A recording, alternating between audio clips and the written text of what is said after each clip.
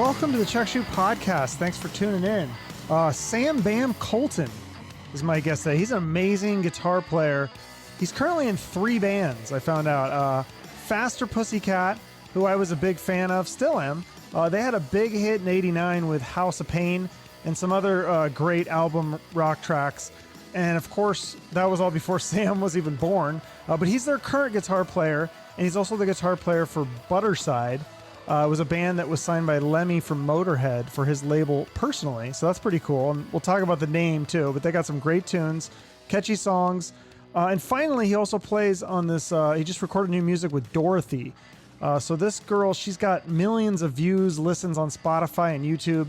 I just discovered her by doing the research for this interview, and I'm excited to hear new music from her. So, and all 3 of these artists actually have new music coming out. So new Faster Pussycat, new Budderside. But this interview is a chance to get to know Sam. He's a very talented guy. Ace Von Johnson, who I recently had on, said Sam could be the next Jerry Cantrell.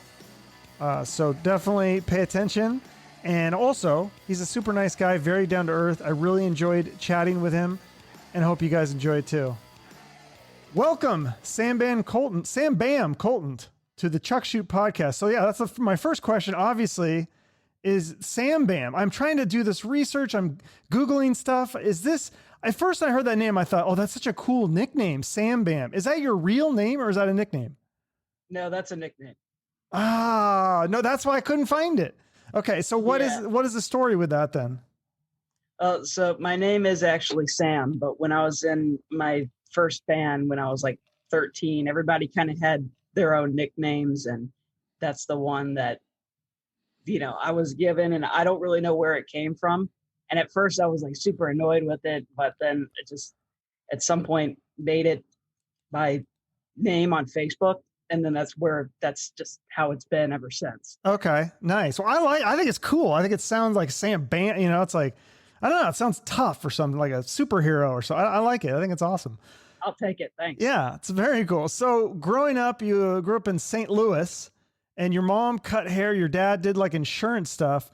But I thought this was interesting. Your dad used to be a professional racquetball player. Is that right? He traveled the world? Yeah, it's pretty insane that my dad traveled the world playing racquetball, and I have no athletic skills whatsoever at all. Do either of your parents play any music though, or have any musical talent? No, they've never played music. They've always loved music, of course, but they've never played. Okay. Yeah, it's just funny. Like, and then, so your parents, it sounded like they were into typical, like I would call like parent music, Rod Stewart and Three Dog Night. Like those sound like kind of like, I feel like everybody's mom or dad had Rod Stewart. When I'd go to my friends' houses, I'd be like, oh, cool, CDs, music. I love music. And I always look at them, always like, oh, Rod Stewart. Okay. But so somehow you found some songs that you liked, must have been on the radio or something. What is it? Elevation by U2 and One Headlight by the Wallflowers. I love that Wallflowers song. But what was it about those 2 songs was it the guitar sounds, or was it their catchy songs, or the lyrics? What did you like about those 2 songs in particular? I think it was just probably the songs in general. I mean, the One Headlight thing was when I was a little kid, like really, really young. And then same with Elevation too.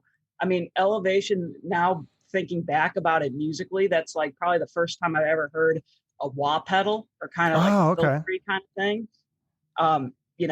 And I love that kind of sound still to this day. So I don't know. I really think it was kind of just the songs, and just as a young kid, I was obsessed. Yeah, sometimes I remember when I was a kid, I liked the song "Wake Me Up Before You Go Go" by Wham. There was something about that song. I loved it. I was like so catchy, and so just could sing along to it. I don't know why. It's like, yeah, sometimes it's something just hits you. So, but anyway, then a little later, I think it was around age 10, you said that this is interesting. You're watching the INXS Rockstar show. I vaguely remember that coming out, but you were really obsessed with the house guitar player, Rafael Morero, which he's not even in INXS. He's just in the house band, right? Yeah. But that's kind of what drew you to the guitar. Yeah, completely. It was just that whole TV show, watching it, it was so cool to me, especially in watching Rafael, just because he was just and is such an incredible guitar player. Just everything he would play was just so sick, and he had like every kind of Gibson guitar that you could possibly think of, and it was just everything about it was.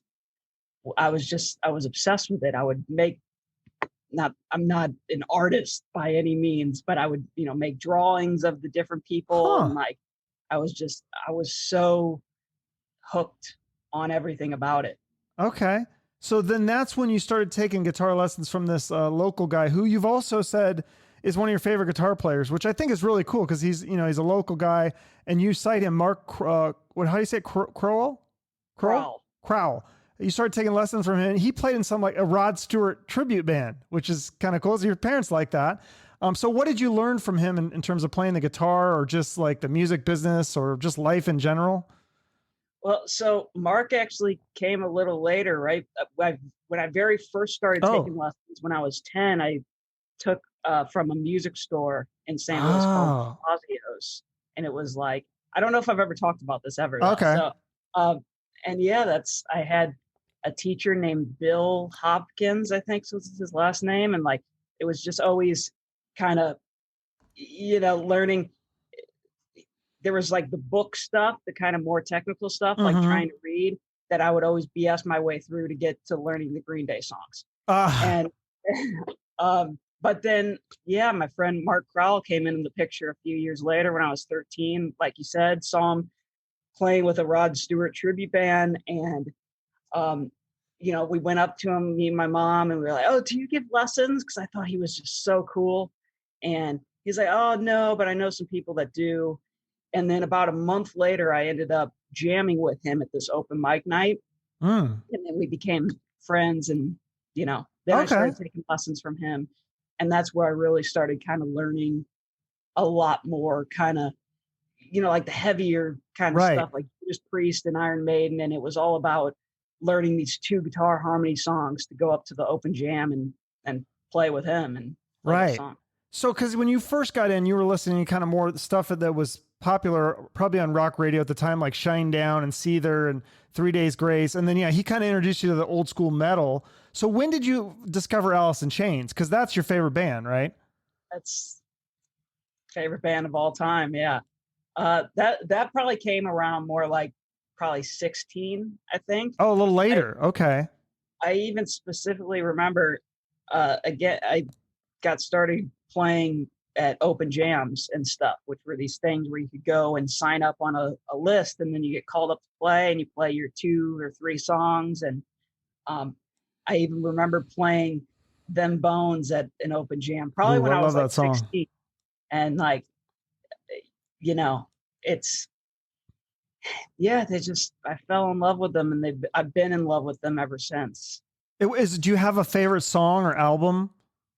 I mean, album, all of them, but I guess if I had to pick one, it'd have to be Dirt. It's a classic. Yeah.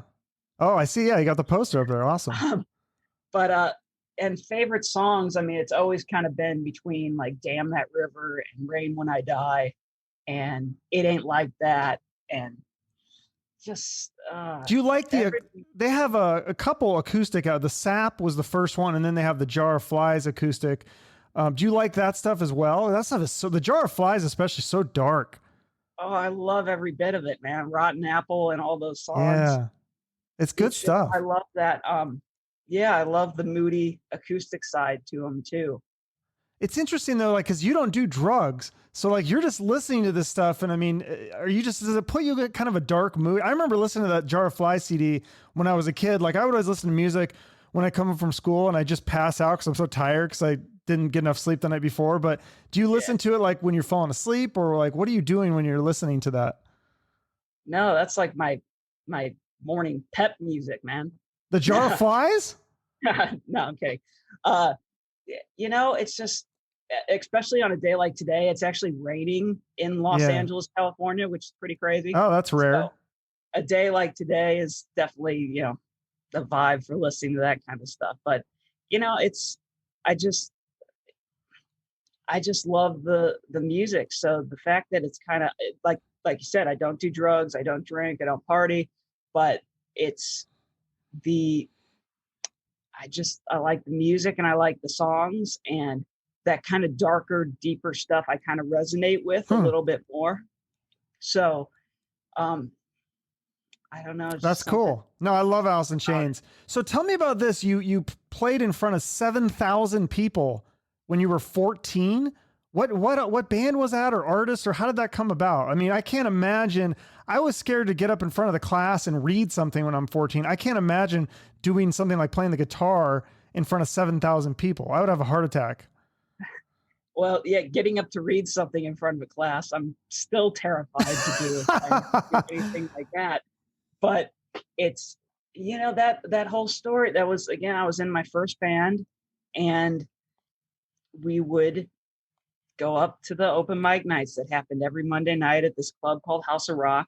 And this guy who hosted the night was this guy named Farrell Weber. And we would go there and play every week. And he said, you guys are going to open my next show. He's really supportive of us and really, really awesome. And his next show ended up being at this club that was 21 and only, that they wouldn't allow us to play at. So then he's like, okay, my next show, you guys are going to open. And he kept his word. And his next show ended up being that show, which was with a Led Zeppelin tribute band playing in arena in St. Louis, Missouri, more specifically St. Charles, Missouri. It's called Family Arena. Oh. And these guys would do these tribute shows, and still do some of these tribute shows, where they hand out free tickets for months at all different locations, and people, pick up the tickets, and the money's made on concessions and parking from the venue.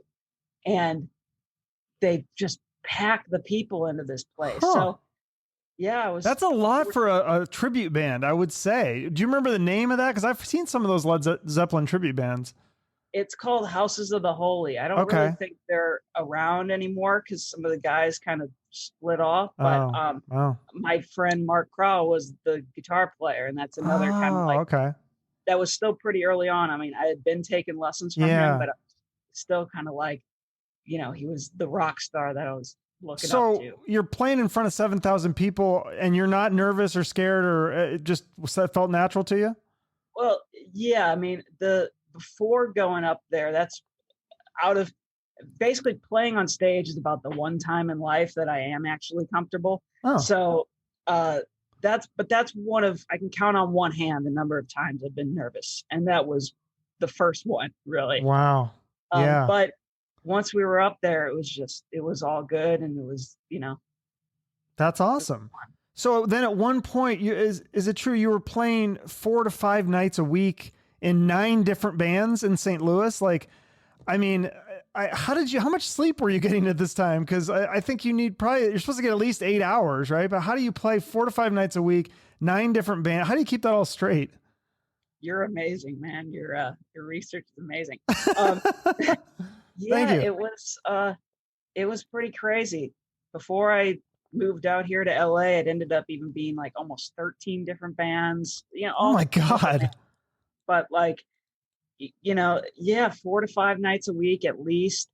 And all through high school, I had good grades and mostly straight A's. And it was just, that's all I've wanted to do. Playing live is. So like, instead of kids that are playing on a football team or whatever, it's just you're playing in bands at night. Yeah, that was basically it. I didn't really have any friends in school. Really? Wait, you're playing in front of 7,000 people. You're playing all these different bands, and you're not having any friends?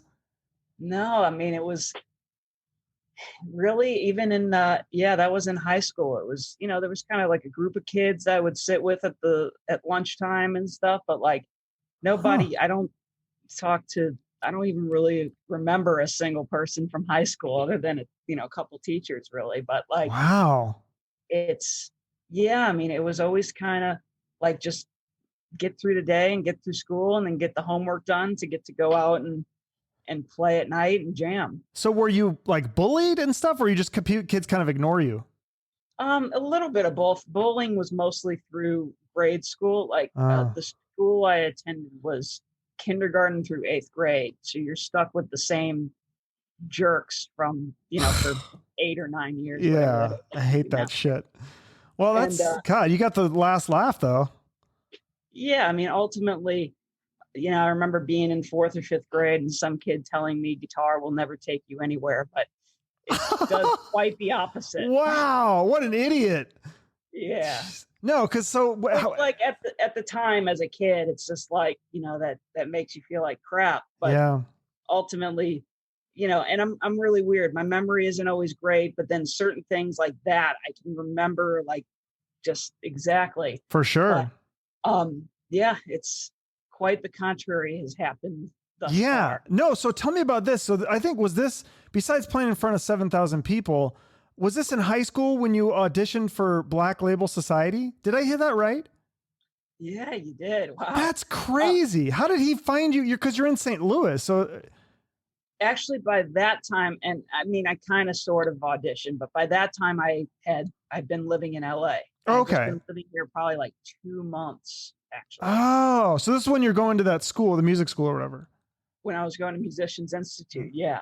Okay. And I had heard about, the semi kind of like audition kind of thing where you basically were, or at least in my case, I had met with Blasco for a couple minutes because he had done some teaching there a little bit in the music business program. Oh, that's cool. Yeah, I had him on my show. He's Ozzy's bassist and was in Rob Zombie. Great guy. Yeah. So he kind of hooked you up with that, right?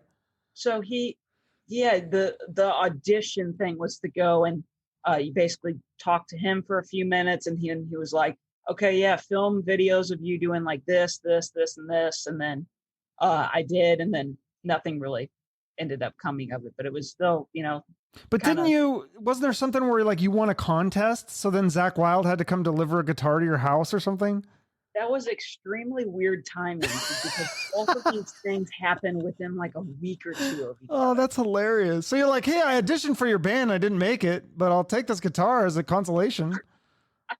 It was really crazy. A friend of mine just randomly sent me this contest, and like I, would just enter stuff like that. Just yeah, why for not? sure. Yeah. And yeah, it happened like right after the audition thing, if we can even really call it that. Mm-hmm. And then I got an email that said congratulations from BLS, and I'm like, what? And then I opened it and it's like, you won the guitar thing, and I was like, what the heck? So Zakk Wylde came to my living space here and delivered a guitar, which was just does he smell unreal. good? I had who was it?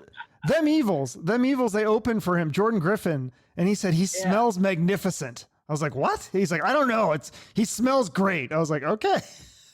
Do you remember the couple times that I have met Zakk Wylde, I don't remember him smelling, and it's kind of you would expect him to a little bit, but the few times I've met him, I didn't notice anything. Okay. I don't know. I just thought that was funny when Jordan told me that story. I was like, what? He's like, just ran. He's like, I don't know. He smells magnificent. I was like, okay, very cool. So before you got to that college, like this was kind of an important pivotal point in your life, I think, because you were going to go to like a regular college for web design and audio engineering. And then was it a friend of yours? You say you didn't have a lot of friends, but this one friend kind of convinced you to go to the Musicians Institute in Hollywood, right? That is correct. Now, me saying like that I didn't really have many friends, that's like I didn't have any friends that were my own age. But I had become friends with by like going to the jams and stuff when my first band broke up. I started playing with the adult musicians and the pros and stuff. And those guys became my friends. Okay. So this guy named Buddy Blaze, who makes guitars that I was playing for a while, we were at the lake with him over 4th of July weekend, and he was asking about college plans, and I was all set to go to a local college in St. Louis for web design with a minor, I think, in audio engineering, because their music program was really jazz based. And I'll just admittedly say I wasn't accepted into the music program there. So it was kind of like, okay, well, I guess I can do this. That seems kind of cool.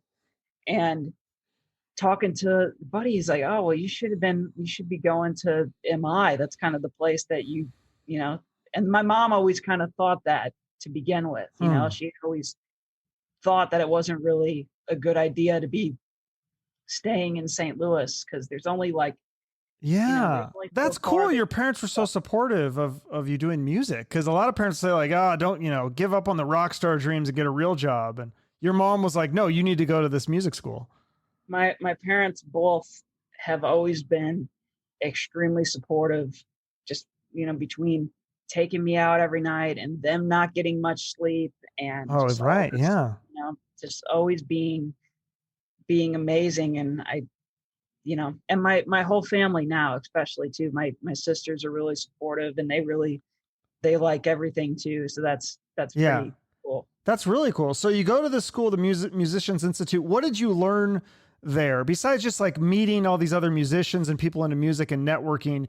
Did you learn, was there certain classes you took that really helped you with some of the technical stuff, like about music and the music business, or? Yeah, there was so much stuff.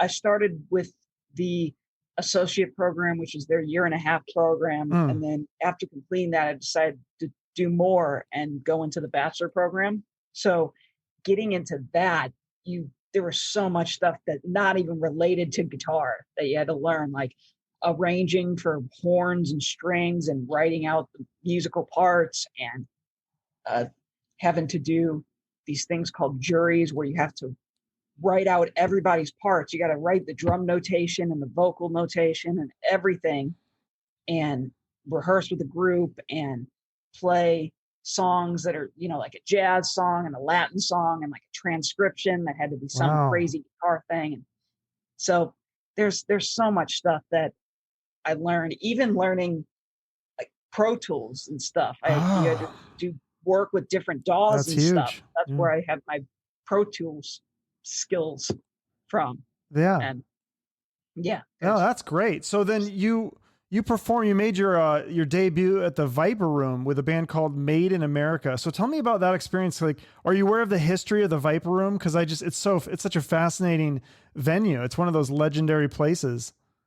yeah, very much so. It's yeah, that was my first gig after moving here, and this band Made in America. The singer's name was Dave Keckett, and I very much owe a lot to him Hmm. because when I first moved here, I was losing my mind, going from playing 4 to 5 nights a week to not being able to play anywhere really, Yeah. to where so there were these jam nights that were going on.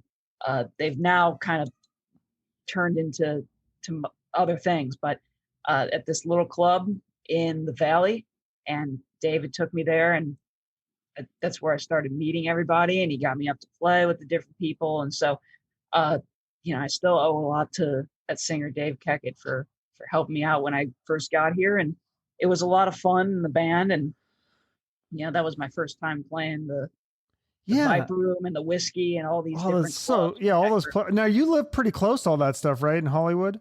I do, yeah. Yeah. So tell me And I'm this. there all the time Oh, in really? normal life. Yeah, Yeah. right. Normal life. So those jam nights, one of the guys you jammed with was one of my favorites, Gilby Clarke, solo artist, but also was formerly in Guns N' Roses. How did that happen? And do you remember, like, what song did you do with him? That happened from that Dave Keckett. I was Okay. there with him one night, and that he got me up to play. We played Highway Star by Deep Purple, Ah, nice.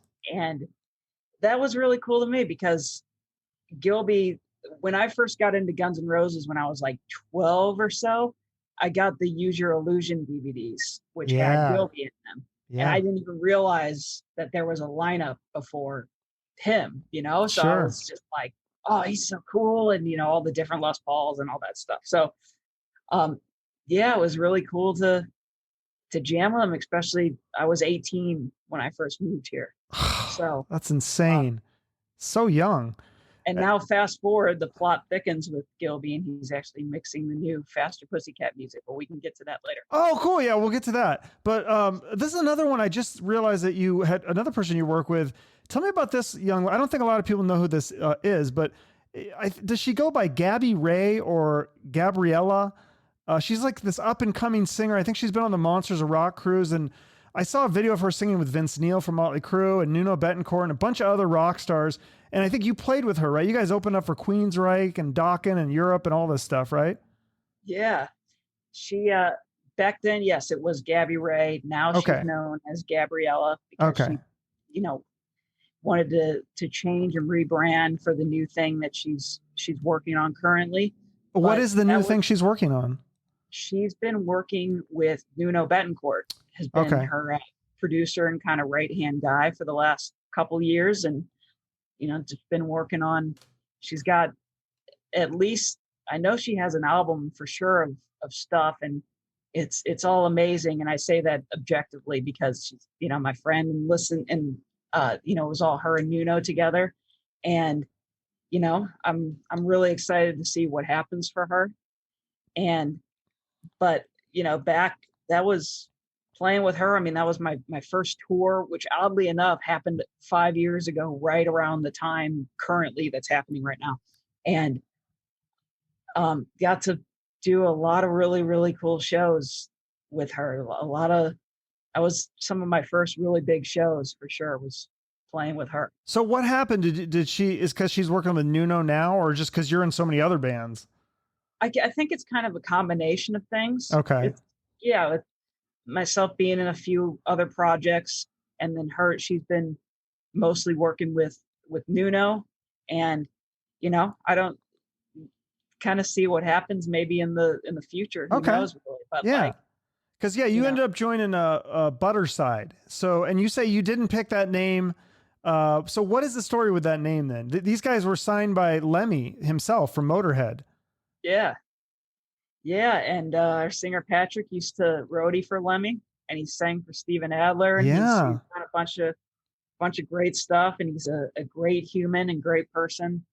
And I started playing with them. He had randomly hit me up on Instagram one day and asked if I wanted to jam, and that kind of turned into me doing a few gigs with them. And ultimately I wasn't able to stay because they were doing a tour and I was still finishing MI. But then it came back around, and then I ended up rejoining. And no, I did not pick the name. And what does it mean though? What I do like the music. I'm just confused by the name. I'm like, what is this? I don't understand what this means. Oh, I'm confused by the name, and I'm in the band.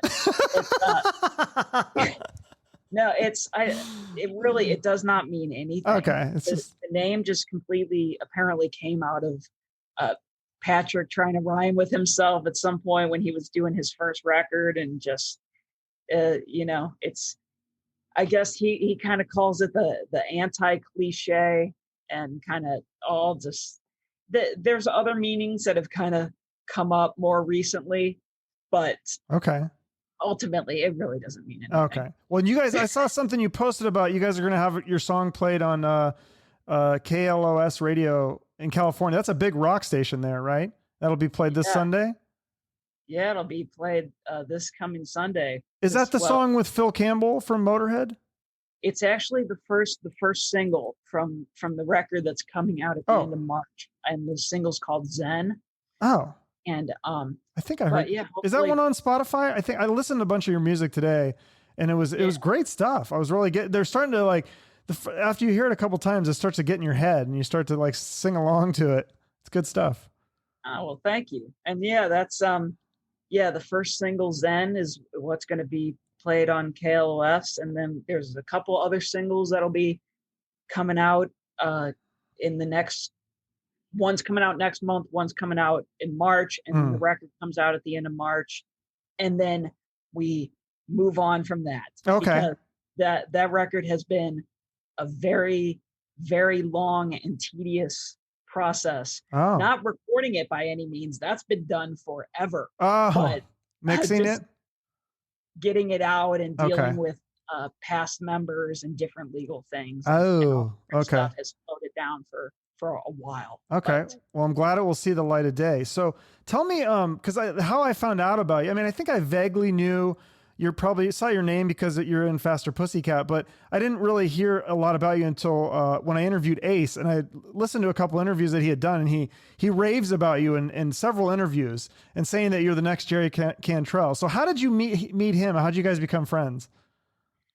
I've tried to remember and talk to him about how we actually met. I think it had just been from one of the jam nights. Sure. Here. Okay. And but we really have become close more in the last couple years, really. And he's kind of like the older brother that I never had, but have always kind of wanted, you know? Yeah. He's been a great guy. And, you know, especially with the Faster Pussycat thing, we've only gotten closer and better friends. And I talk to him all the time. He's somebody, you know, he's just a great dude. No, he is such a nice dude. He was so nice to me, and he like shared my episode, and then Tracy Guns retweeted it. And I was like, Tracy Guns just retweeted my stupid podcast. I'm like, that's amazing. So he's super nice. Tracy's always been super cool and really nice to me. So because Ace is in LA Guns and Faster Pussycat, and so he basically had to sub out with Faster Pussycat to do LA Guns. So are you kind of like a full-fledged member now, or is it still like, are you still a long-term sub, or what would you call it?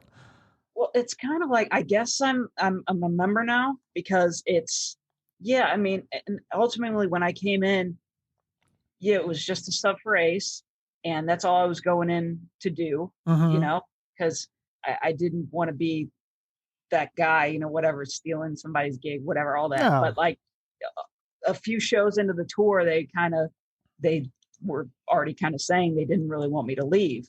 And which, you know, they're Faster. I love the guys. They're all really, really nice guys. I love hanging out with all of them. And so, and I've been working with Tammy for the last about year and a half, maybe a little bit less, on new music. So yeah, I think it's kind of safe to say that I'm in the band now. Okay. But, you know, again, like I know Ace have said, I'm sure that he's, you know, he'll probably be back playing at some point, you know. Yeah. Or maybe you're going to be too busy because you got other stuff going on too. But so being in Faster Pussycat, you've done a lot of shows with them. I assume a lot of their fans are old like me. But there's got to be good and bad things about like you being like so young and being in that band. Like, what are the good things about that? And then what are the like bad things? I mean, I'll tell you, one of the funny things is the people that like comment on, because I run all the social media. Oh, you do? Okay, cool. I'll post the stuff, and like, you know, somebody will be like, so you can share this episode is what you're saying, is it? Share it everywhere, man. Yeah. Nice. Yeah. The funny thing, even this happened at a show too, is the people saying like, oh, you guys look different from how you were in the 80s. And I'm like, well, I wasn't alive in the 80s. Or somebody at a show, it was in Texas, who's holding up on her phone a picture of the original band. She's like, which one are you? And we're like playing Slip of the Tongue. I'm like, I wasn't alive. Yeah, I mean, people can Google that stuff. It's not like they don't have the internet. It's all on Wikipedia. So if they really care, know, it's almost like they're trolling you or something. Or no, I don't. I just think everybody has access to the internet, and not everybody should have access to the internet. And that's okay. But you know, some of the good things is the fact that, you know, for me, I'm 25, and stepping into that spot a year and a half ago was, you know, a step up for me from where I was, and getting to play with a group like that, you know, back home in St. Louis, everybody's like, oh, he plays with Faster Pussycat. That's so cool. Like, it's, you know, to get to play with a band that has the legacy and the longevity that they've had. Right. And a band that, you know, that some people have heard of is really cool. And they still have a following. I mean, I can't really say any negative things. It's all. Do you get a lot of the rocker like cougar chicks coming after you after the show? Like, hey, how you doing? Like, you know, just kind of a part of it, and just gotta, you know, yeah. It's part of the gig, having to turn girls down, or maybe not. I don't know. Maybe you give in to some of them. It is just part of the job, but you know, it's just everybody. You know, it's just everybody's there to. That's fun. It's everybody's there to have fun, and ultimately, you know, it's just cool. That's super cool. There is kind of a little bit of a line. Yeah, I love Faster Pussycat. I don't think I've ever seen them live. I think there's a couple times where I was like almost gonna go, but then for some reason or another I did. I think didn't you guys just recently do a tour with like Bang Tango and somebody else. I can't remember. I wanted to go to that, but I feel like it was like on like a Tuesday or something. I couldn't go. Hopefully you guys tour again. Before I'd come in on. Yeah, that was in 2019. Oh, okay. Yeah, because a couple years ago. Yeah. And then, well, this is really cool. This is another thing I discovered when I was doing my research is you did a record with the artist Dorothy. She's just one name, which is like, I feel like if I was her manager, I would say that's hard because people type in Dorothy and like 5 million things come up, but she is really talented. I never really listened to her music before, but she kind of sounds like I would say kind of like a harder rock version of Janis Joplin. So what can you tell me about working with her and the new songs that you guys recorded? She's been really cool. That kind of came out of nowhere, really, and it's something also that my older brother Ace kind of helped out with because he knew Dorothy and he had brought her to, like, I had kind of connected with her on social media a little bit. Like she had started following me on Instagram and we talked a little bit, but Ace had brought her to the Viper Room where I was playing on a jam night thing, and we hung out and played some songs, and she was like, yeah, I think you should jam with my band. I was like, okay, cool. And so that ultimately kind of led to and then the apocalypse happened. So apocalypse, yeah, that's and good here term we for it. are still. Okay. But we had kept in touch through social media and texting, and then she had ended up she was here in LA and she wanted to work and write, so we got together and we worked on some stuff a little bit. And then she had asked me one day, she's like, do you want to go to New York and record my record? And I'm like, yeah, I want to go to New York and record your record, just because for me personally, I had never been to New York, and that's someplace I had been to. Sorry, New York City. I've never been to New York City. I played in New York, but in other parts. But then, yeah, it was a lot of fun. She co-wrote songs with a lot of really, really cool people. She co-wrote a couple with Jason Hook, formerly of Five Finger Death Punch, yeah. And co-wrote a couple with Keith Wallen, who's one of the guitar players in Breaking Benjamin. And it was a really, really fun process. The producer's name is Joel Hamilton, and the studio just had I'm a gear freak, so sure. They had all this super cool old gear, and just we were there. I was there for 13 days. We did pre-production for about a little less than a week, and then recorded bass and drums over a couple days, and then I did all the guitars in about 3 days. So how many songs are you on? 12. At least there's 12 of those. And then I know she's been writing a couple others with a couple other people here recently. So I'm not really sure what. Did you co-write those songs with her, or you just played the guitar on them? None of the ones for the record. I just played the guitars for it. Are you in the band though, or she just used you as a studio musician for this? No, I believe I'm in the band. What? It's weird for me to say, because again, like COVID happened, and so there hasn't been any shows. So there's been a few of these kind of things talking about it. It's like, well, yeah, so I am in her band. I haven't played with her yet. Sure. But so you're in 3 bands then? Yeah. Okay. All right. And then do a bunch of other kind of hired gun stuff on the side to stay alive. But, sure. No, that's. But yeah, three groups mainly, yes. That's cool. So, I mean, like we said before, you don't drink, you don't do drugs or anything. You never did that. I feel like that's really unusual for someone of your age. Like usually I talk to a lot of musicians and everyone goes crazy in their teens and 20s and 30s, and then maybe sometimes into their 40s or longer. And then they sober up when they're older. Like a perfect example is the Faster Pussycat singer, Tammy. Like he went through that party phase for years and he just recently got sober. Do you think that like not doing that, does that help you like be more productive and be in 3 bands? I mean, I feel like that'd be hard to be in 3 bands and be boozing a bunch.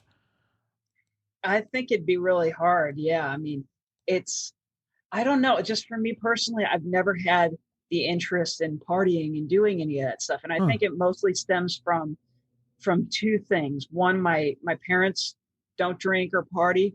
So I didn't really grow up around that. But then at the same time, I did grow up around it from starting playing in bars since I was 12 and kind of being around all those, just seeing how it makes, changes people and makes, all that stuff. And it's never been of interest to me. I've never even drank like soda even as a kid either. So it's, for me, I'm starting to realize more and more I am a junkie, but for like when it comes to music and when it comes to gear, like that's awesome.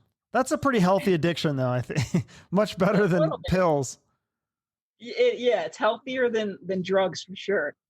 Probably, equally as detrimental to my funds, but So like, what is your formula for success? Like how much of it is hard work and networking and practice and all that? And how much of it is just raw talent? It's got to be a combination, I would assume, right? I really do believe that it is a combination of the two. When I was going to MI, there was a lot of kids there that would always be there just like practicing, and they'd be there all day long, but like they wouldn't go out. And as far as getting work and getting jobs, you got to get out and you got to network and you got to meet people and you got to jam together and, get your name out there. And that all takes time to do. Like you don't just go out and then it just happens, So it's something that takes time. But I do truly believe that going out and networking and playing live is just, that's kind of paramount to, and ultimately, at least for myself, as much as I sit and try to practice or work on stuff, once you're on stage, everything is just different. Like there's a different set of whatever the word is. I don't know. It's the morning for me, so my brain's working. But there's a switch that flips. And, so it doesn't matter how long you sit and kind of work on something. There's a different part of your brain that's working. No, I agree. It's like when I do the podcast, I mean, I have my questions laid out, but then once we start the interview, sometimes I'm like, oh, I got to follow this rabbit hole, or I got to go, screw this question. I want to ask about that. Like sometimes you just got to be in the moment. So yeah, absolutely. So yeah, through your networking, like you said, I mean, you were able to meet some pretty cool musicians. You got to meet Jerry Cantrell, your hero, your favorite guitar player. What was that like? A couple times. Yeah, I feel like I've been lucky that I've met a lot of my heroes and that they've all been cool. That I haven't really had that story, luckily, of meeting one of my heroes and them not being a very cool person. So yeah, meeting Jerry, the couple times I met him, he'd been really cool. And the first time I met him, I was like, I was kind of young. I was probably 18 or 19. And I back home in St. Louis, I do an Alice in Chains tribute with some friends and stuff, just because we love the music so much that it's just, and it's not like a tribute band, like we're, dressing up like the guys or whatever. We're just all about playing the songs because we love the songs. But, and I told him like, oh yeah, I do like an Alice in Chains tribute or whatever. And he was like, oh, cool. What do you do? And I was like, I try to play you. Try. I just think he's super cool. And again, I've had good experience meeting him, and yeah, he's my biggest musical influence for sure. That's really cool. And then you met Slash 3 times? How did you meet him 3 times? I mean, I feel like 4 times. I mean, I feel like he is like, would be so coveted. Like he would not do the jam nights. And like, even if they had a concert, I feel like he's in his own dressing room. How did you come across him? They were the first time ever was when I was 12 years old and I was on vacation here in LA, and he was doing an event at the Guitar Center in Hollywood, right down the street over here. And this guy who worked there, again, I was 12 years old. He said to me and my mom, he was like, oh yeah, if you guys come back later, I'll let you in. And he kept his word. We came back, we were, there was this crowd of people in front, and he kind of came and got us and like walked us around to the back. And, then I met him. That was the first time. The other couple times, the 2 times following that, I was in my teens for sure. And that guy Buddy Blaze had facilitated with Alan Oh, Niven, who was the former manager of Guns N' yeah, Roses. They right. were the biggest fan of the world the first time around before now. Yeah. And Alan had hooked it up, and I got to meet Slash twice after shows he played in St. Louis, With Guns which N' was Roses or with his solo band? this was with his solo band, Okay. Conspirators. Yeah. And he's just, again, he's always been really, really cool. He's got that whole, just, you see him and he's got the ultimate rock star persona, just everything about him, just Totally. the imagery and the playing and the everything. But then he's just this super soft spoken, quiet, really kind of chill dude. And then the most recent time that I met him was at Lemmy's 70th birthday party. He was playing that with Gabbie Rae, actually with Gabbie Rae and Nuno that night. Oh, cool. And Slash was playing, and we met him backstage. Oh, that's super cool. That's neat, man. Wow, it sounds like you've done so many cool things. It's met all these great rock stars and stuff. So I got to ask you this too, before we wrap up here. What is your obsession with Jurassic Park? Well, I love that movie too, but is that like your favorite movie? What is it about that you love so much? As a kid, I really liked dinosaurs and snakes and, but I was really, really, really into dinosaurs. So I've always just loved Jurassic Park, even since I was a kid. And even now I still probably watch it at least once a week. And it's just something about the movies. I'm not really great when it comes to movies. Like, I kind of live under a rock as far as most things go outside of music, but it just, everything about the movies, I love them. I love the vibe of them. I like the dinosaurs still. And that is a great movie. Just got this. Ace just got me this. Oh, cool. It's like a Jurassic Park Jeep. Yeah, because I was talking about the fact that I've seen in Hollywood here a few times, somebody has a Jurassic Park Jeep parked a couple streets over. Oh, really? Like a full-size one? Yeah, like I'll be walking to the grocery store and I'm like, oh my God, it's this. That's like the model you're showing. Okay. Yeah. Oh, that's super cool. Man, I want one of those. Like, oh man, I want to get one of those. So I think it'd be cool if they actually made it happen in real life. Weren't they talking about bringing back the woolly mammoths or something? I don't know. Was that really going to happen? Dude, at this point, I would not be shocked. I feel like it's this year, the past year, every crazy thing has happened. Why not bring back dinosaurs? What the hell? You know what? Just let's let it happen. Let's let it happen for sure. Well, I like to always wrap up with a charity. Is there one that you want to give a shout out to, or one that you've worked with in the past? I haven't really gotten to do much work with charities other than there's Rock Against MS, which is a really, really great thing. I never even heard of that one. You haven't? No, but I mean, MS is a huge thing. Especially in my home state in Washington. I think for some reason it's more common there. They think maybe because of the weather or something, lack of sunshine. It's debilitating disease for sure. It's terrible. Yeah. And they do, again, in normal life, they do an event every year in LA, and I got to participate in it about, a year and a half, 2 years ago. And a bunch of friends always participate in it. And that's, the people behind it are really, really great people. And it's a really great cause. And the other one I wanted to mention was, even though I think there's aid kind of happening now, but the Save Our Stages. Oh yeah. One, that's just big. Because, all these venues and all these places just in all these different states. It's just, if they don't get help, like when things are able to go back to normal, there's not going to be anywhere for anybody to play. I know, it's so sad. I see some of these, like sometimes I'll just see like a restaurant or whatever, and there's like, we're done. We're out of business. I'm like, couldn't you have at least tried to go fund me? I feel like there's like some rich people that are a fan of that place that would help out. Like if the Rainbow was ever struggling, I feel like all they had to do was say, hey, we need help. And Slash like comes in with his like superhero cape and like just, buys the place or whatever. Right. There's so many rock stars that would help out with places like that. I would hope.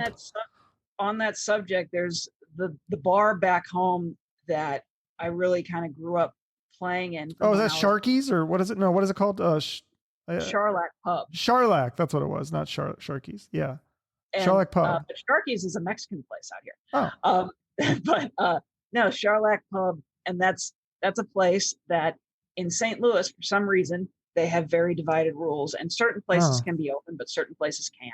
Huh. And, so a place like that, they, they're not getting aid from anybody. Not that they're like something that would be a part of this Save Our Stage, but it's something that I did launch a GoFundMe for to try to save the place, because she was being closed, and the owner, Judy, really didn't think that she was going to be able to make it through a second shutdown. And, again, for me, I grew up playing there, and I would not be the musician that I am today, or probably where I'm at today, if it wasn't for that place. Mm-hmm. And for a lot of people in St. Louis, that's like their kind of musical home away from home and their little haven. And so luckily, that was able to raise some funds, and she's been able to stay open. But now she's kind of gotten shut down again. So it's just, yeah. So is the GoFundMe still up then? Can people donate to that if they want? I believe it is still active. Yeah. Okay. If anybody is able, and they, have $10 to spare, it's a really, really good cause, and a really, really great place that does not deserve to be shut down. Absolutely. Okay. Well, I'll try to find the link, or you can send it to me. I'll put that in the notes. Unless people are listening to this like 5 years from now, then hopefully it's already been saved at that point. Hopefully it's still alive and well. Yeah. All right. Well, thank you so much, Sam Bam. I really appreciate this. And I look to see you in next time I'm in LA. I want to come and see you at a jam night or something.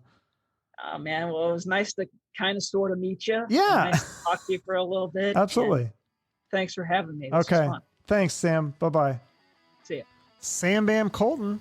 Follow him on Instagram to keep up with all his projects. New music from Faster Pussycat, Budderside, and Dorothy. And I mean, who knows what the future will hold? You might be listening to this episode in the year 2030, and we have flying cars and shit, and Sam's a household name. So jump on the bandwagon now before it's too late. If you enjoyed this episode, check out some of my other interviews, like Ace Von Johnson from LA Guns. I just had him on. Adam Hamilton, who's also played with LA Guns. Blasco, who we mentioned in this episode, and many, many more. So I appreciate you listening.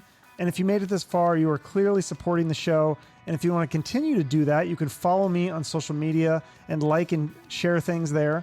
And if you have the time, you can write me a nice iTunes review. That will really help me out. Have a great day. And remember, shoot for the moon.